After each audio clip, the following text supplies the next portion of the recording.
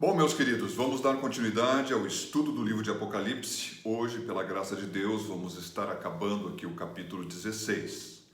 Então, vimos ontem até o derramamento então da quinta taça. Agora nós vamos começar no versículo 12 de Apocalipse 16, vendo o sexto anjo derramando a sexta taça. Vamos ler.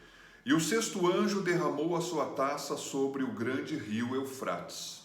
E a sua água secou-se para que se preparasse o caminho dos reis do Oriente. Bom, o que a palavra de Deus está dizendo é que durante o período da tribulação, especialmente lá no final da grande tribulação, o rio Eufrates vai secar. Bom, vou dar alguns dados de estrutura do rio. Esse rio ele tem em torno de 3.093 quilômetros e mais alguns metros, 600 metros a mais, praticamente 3.094 quilômetros de extensão. A profundidade média dele varia, em alguns lugares ele tem 3 metros, mas em alguns lugares ele tem 10 metros de profundidade. A largura desse rio, ela varia entre 200 e 400 metros de largura. Olha, 200 metros de largura a 400 metros, ele é reconhecido e conhecido como um grande rio. E na antiguidade se dizia que ele fazia divisão entre o Oriente e o Ocidente. Esse Ocidente aqui seria o Oriente Médio. O Oriente, então, seria realmente os povos orientais. Então, falando aqui, podemos dizer que a extensão desse rio é mais ou menos, para você ter uma noção, a distância aqui nossa de Porto Alegre até Salvador, na Bahia. Um pouquinho menos do que isso, mas é mais ou menos essa distância. Vê que o secar esse rio é algo expressivo. Bom, aqui diz então, e há uma menção, que os reis, como está escrito aqui, os reis do Oriente pudessem ter o seu caminho preparado. Bom, hoje olhando na questão dos mísseis, nas questões dos aviões e de toda a estrutura, se observa que, com toda certeza, o objetivo não é só a destruição ou a conquista, melhor falando, não é a destruição, mas é a conquista. A conquista no sentido de poder explorar ou usar aquilo que estará naquela terra. Então, haverá uma vinda maciça de homens que virão do Oriente, tendo o rio secado, uma facilidade, porque eu estava lendo e vendo, não, na verdade não estava lendo, eu estava vendo outro dia. Você sabia que para os exércitos, ainda que eles tenham estruturas, sempre passar rios é um problema. Sempre é um problema, até hoje é um problema. Inclusive nas outras guerras mundiais as pontes eram explodidas e ainda que se haja e tenha tecnologia, sempre é uma dificuldade passar um rio, ainda que se tenha as facilidades de hoje em dia. A palavra reis está no plural porque deve ser uma aliança de muitos reis. Então se pensa na China, na Coreia do Norte, na Índia, quem sabe no Paquistão, como também nas questões, quem sabe até do próprio Japão, da Coreia do Sul, não sei. Isso são apenas considerações. Aí diz assim no versículo 13: E da boca do dragão, e da boca da besta, e da boca do falso profeta. Bom, aqui está as três figuras satânicas. A boca do dragão, que é Satanás, a boca da besta, que é a besta que saiu do mar, que é o anticristo, e da boca do falso profeta, que é o falso profeta, a besta que saiu do mar. Então, vi saírem 3 espíritos imundos. Então, da boca deles saiu 3 espíritos imundos semelhantes a rãs. Bom, meus queridos, da boca de cada um deles sairá um espírito imundo semelhante a uma rã.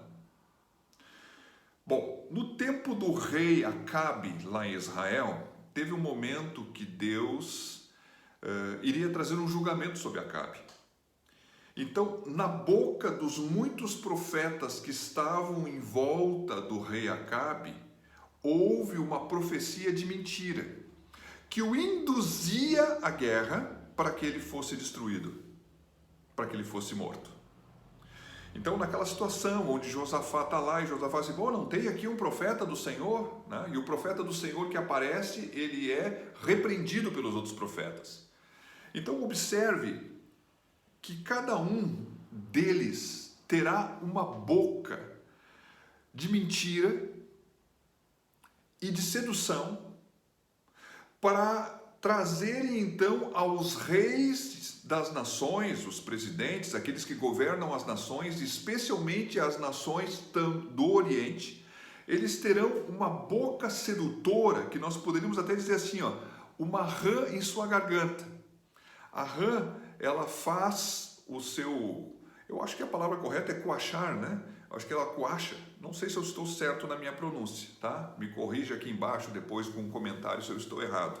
Mas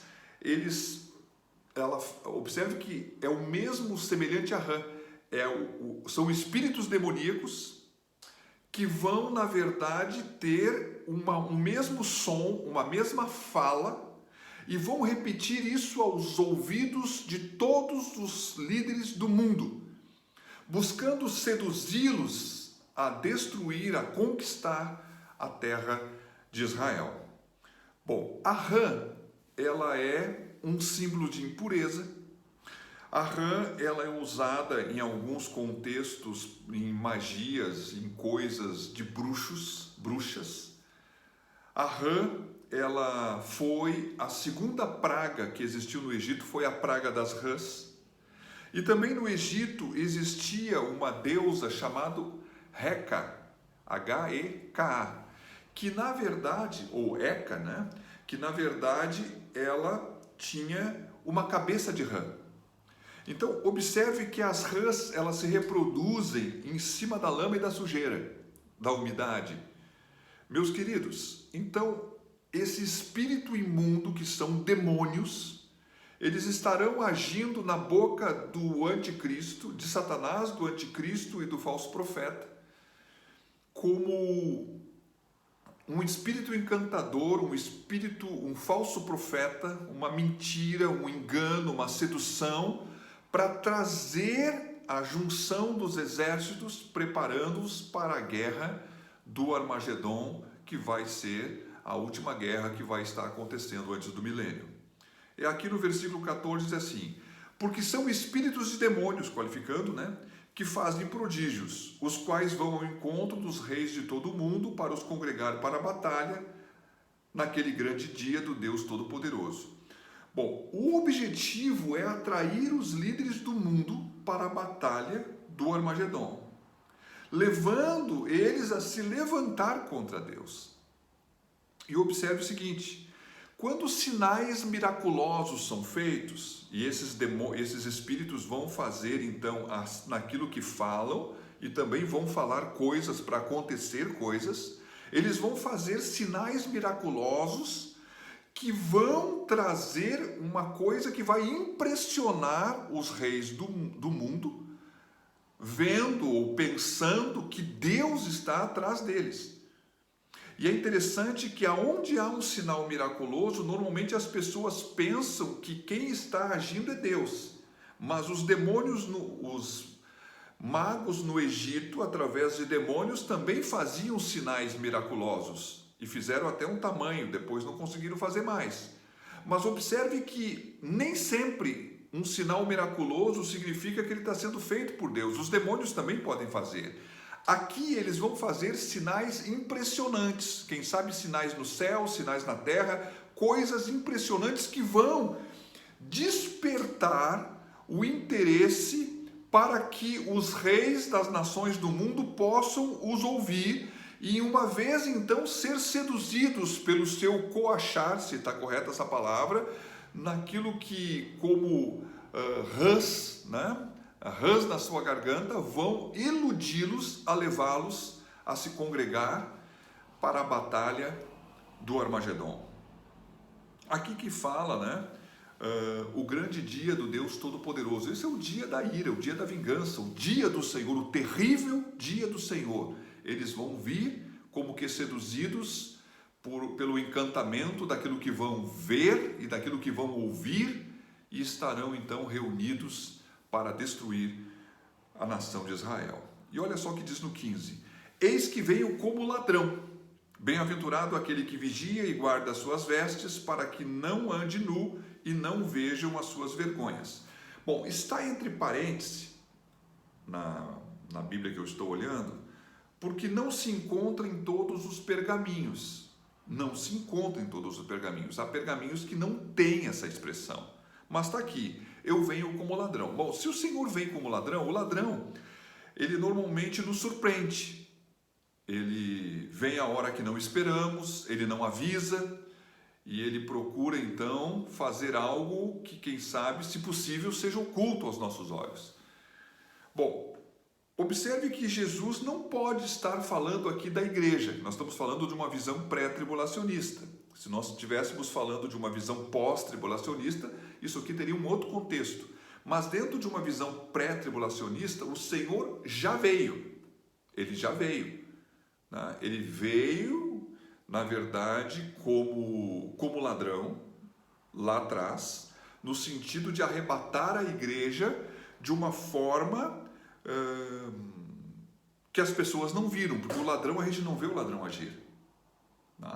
Então, a visão pré-tribulacionista, ela vê um sentido de como ladrão o arrebatamento, porque ele é uma surpresa, ele é algo oculto, e ele vê a segunda vinda de Jesus como algo que é feito como o relâmpago, com abrir e fechar de olhos, mas no sentido da questão do relâmpago, que o relâmpago todo mundo vê, todo mundo ouve.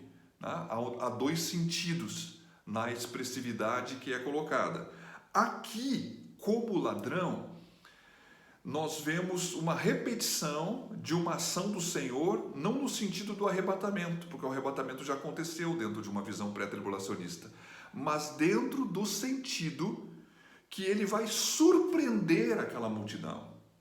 Ele vai fazer então algo repentino, como um ladrão faz, inesperado.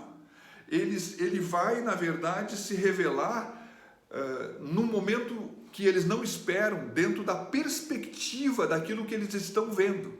Eles estão, então, fortalecidos, e quando tem um monte de gente com um monte de arma, com um grande poderio, há uma sensação no exército de conquista iminente.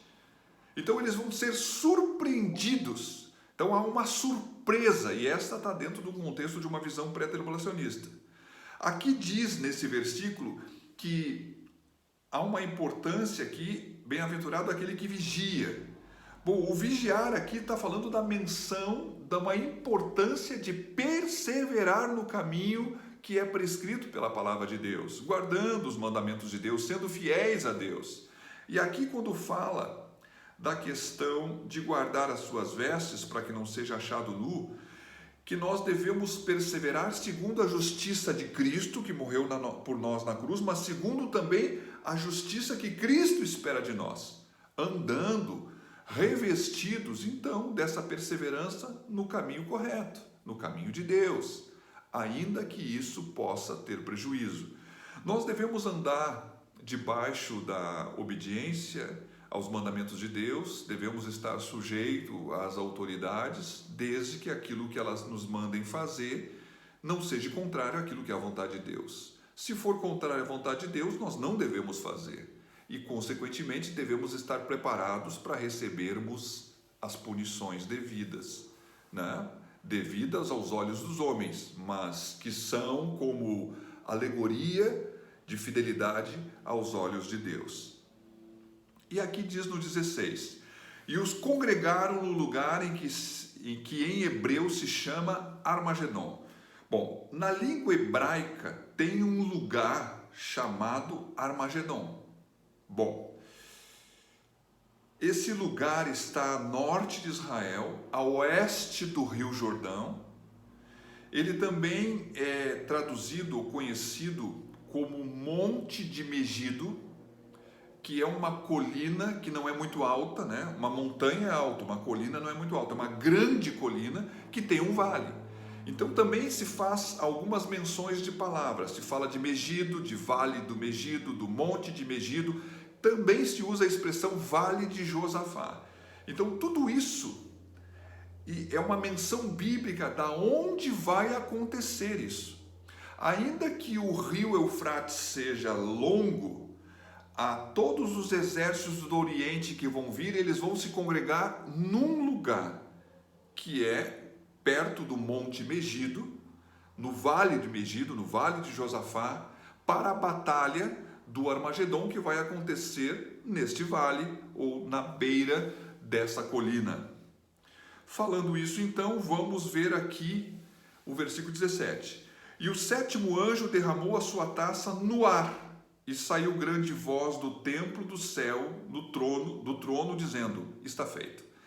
Bom, observe o seguinte: quando Jesus Cristo foi para a cruz, tem um momento que ele disse assim, ó, antes de morrer, ele disse: está consumado. Tipo assim, ó, as coisas que tinham que se cumprir, se cumpriram. Então, um pouco antes de Jesus voltar na sua segunda vinda, ele vai dizer está feito ou está consumado. O que vai acontecer depois disso, como o que aconteceu na cruz, ele disse está consumado. Vai vir terremotos, vai vir todo uma negritude, as pedras vão ser fendidas, né? Vem todo esse contexto, mas em seguida há a vitória inteira sobre o diabo, aonde Satanás vai ser derrotado, porque Cristo morre, vai depois ressuscitar. Aqui então há um momento onde o Senhor vai dizer assim, está feito, tudo o que precisava acontecer dentro desse período final da tribulação está acontecido, está feito. Então o que vai decorrer depois disso? O que vai decorrer depois disso é a destruição do reinado de Satanás. Então, os acontecimentos que vão vir é a destruição do reinado de Satanás. E olha só o que aconteceu no versículo 18. E houve vozes e trovões e relâmpagos e um grande terremoto como nunca tinha havido desde que há homens sobre a terra. Tal foi esse tão grande terremoto. Bom, a palavra de Deus diz que quando a taça for derramada no ar, do ar haverá então trovões. Vamos falar um pouquinho sobre isso. Bom, o trovão, ele é consequência do raio. Então, embora a palavra não fale de raio, o raio é aquele risco que nós vemos, que ele atinge a terra. Então, vamos convir, o raio vai atingir a terra. Se há relâmpagos, o que é o relâmpago? O relâmpago é aquele clarão, o clarão que nós vemos. Então, normalmente, como é que funciona o contexto? Há raios, há o relâmpago e há o trovão. Então, quando nós vemos um clarão, porque a velocidade da luz é muito mais rápida que a do som, você pode contar assim, ó, 1, 2, 3. Se der 3 e vier o barulho, você sabe então que esse raio caiu a 1 quilômetro de onde você está. Se você continuar contando de 4, 5, 6 segundos, assim mais ou menos, né? Pô, caiu a 2 quilômetros. E se você contar 9, 12, se for 12, caiu a 4 quilômetros. Mas quando a palavra de Deus diz que a taça é derramada no ar, significa o seguinte: haverá relâmpagos, que são clarões, haverá trovões, porque haverá raios. Então a terra será atingida por muitos raios. Então isso significa que a terra vai estremecer no sentido do ar, vai ser iluminada com uma série de clarões. Eu já vi algumas tempestades assim que tem um clarão atrás do outro e um raio atrás do outro. E a terra vai ser ferida por raios. Observe, meus queridos, fechou aqui a minha estrutura de apoio, né? Podemos ver que, deixa eu achar aqui,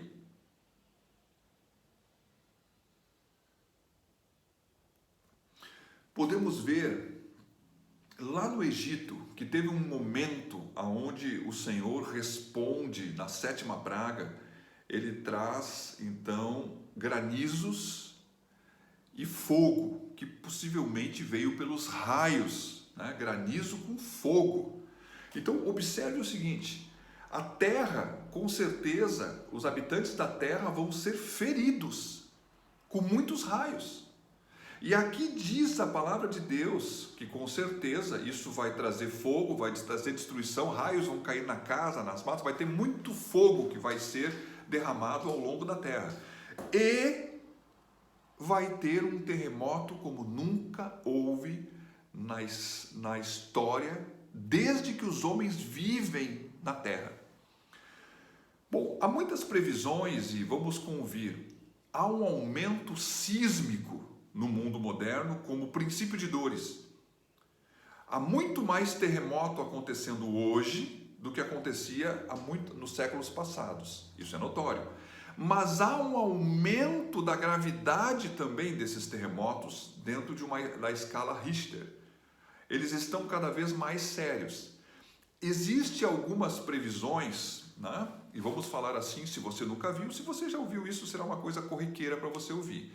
Na verdade, nós poderíamos pensar na Terra como uma casca de um ovo que tem no seu interior algo líquido. Podemos pensar assim, como um ovo.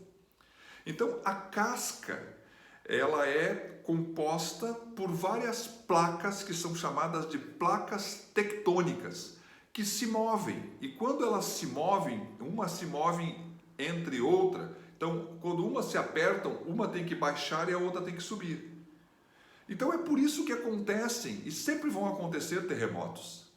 Porque essa casca do ovo, que internamente tem o magma da terra, ou seja, a terra derretida, que é aquela lava que sai dos vulcões, de vez em quando aumenta muito a compressão interna, em algum lugar do mundo vai ter que sair para fora.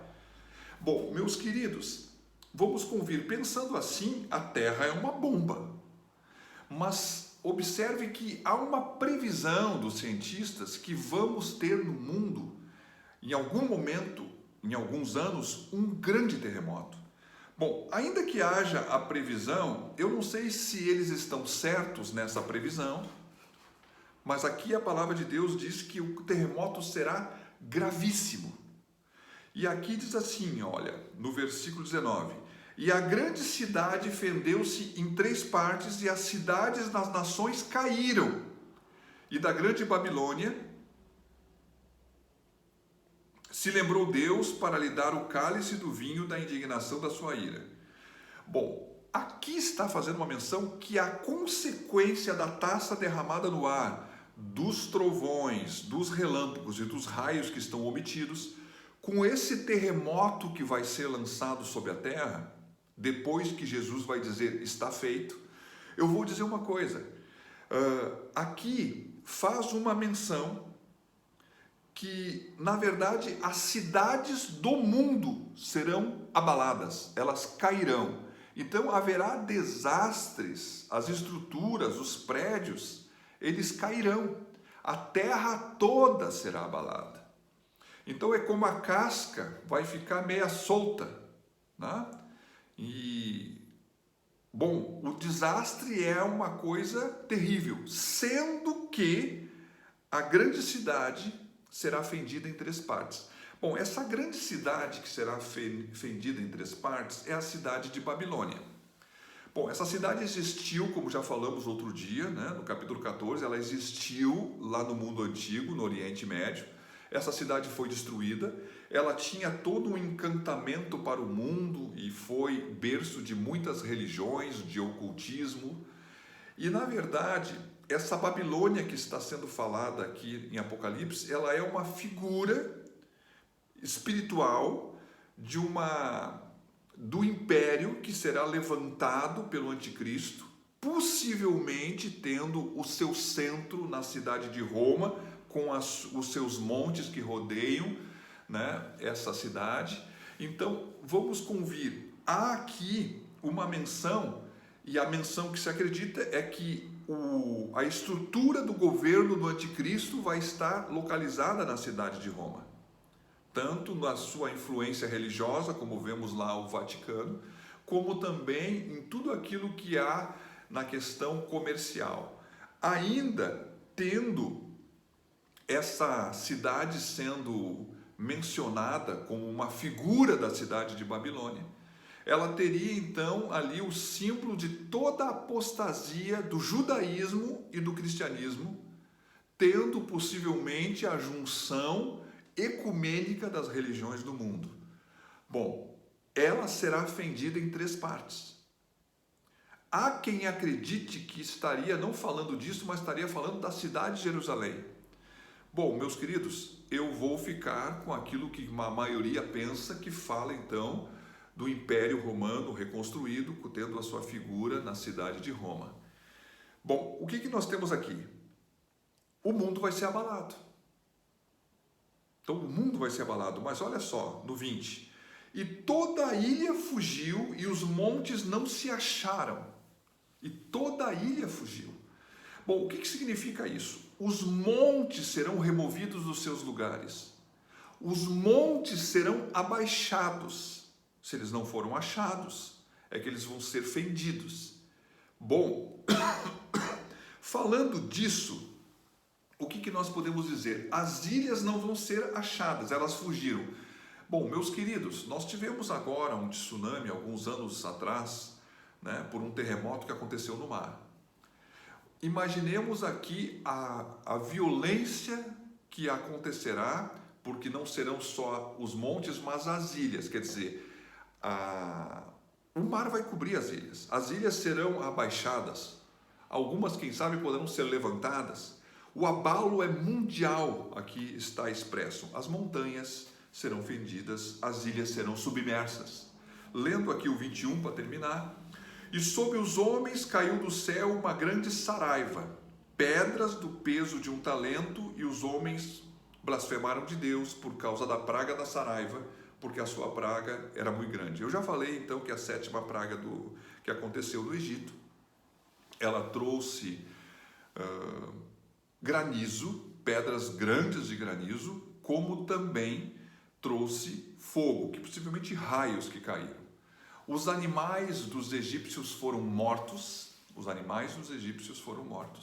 e as árvores deles foram quebradas, foram destruídas, os campos foram destruídos. Meus queridos, então aqui há uma menção da gravidade dessa saraiva. Haverá um terremoto como nunca houve antes, e haverá uma saraiva, ou seja, pedras de granizo que cairão, cujo peso é de 1 talento. Às vezes nós nos impressionamos e os jornais, né, eles trazem, ou a gente às vezes até segura, algumas pessoas seguram umas pedras, quem sabe do tamanho de uma bola, daquelas de borracha que a gente jogava, antigamente jogava taco, né, ou quem sabe do tamanho de uma bola de tênis, uma bola assim gigantesca. Bom, 1 talento é 35 quilos, ou mais de 35 quilos, conforme a tradução bíblica. Então, a pedra de granizo, né, o granizo que vai cair, vai ter 35 quilos. Isso é uma bomba.